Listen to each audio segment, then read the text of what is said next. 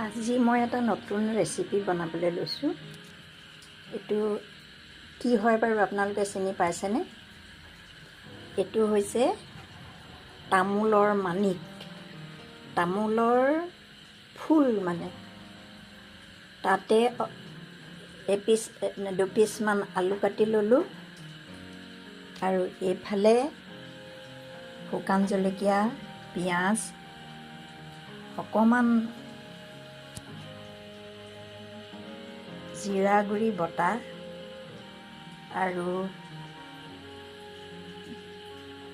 মছলা দিলেতো আদা নহৰু পেষ্ট এটা থাকিবই লাগে, গতিকে এইখিনি মই ৰেডি কৰি ল'লোঁ। তাৰপিছত এতিয়া ৰন্ধন আৰম্ভ কৰিম, আকৌ আপোনালোকক জনাম দেই তাৰপিছত কি হয়। এয়া চাওক, এতিয়া মই এনেকৈ ভাজি শুকান কৰি দিছোঁ। তেল অকণমান বেছিকৈ লাগিব আৰু এতিয়া শুকান কৰি দিছোঁ, ধুনীয়া লাগিছে। অকণমান এনেকৈ খাই চাই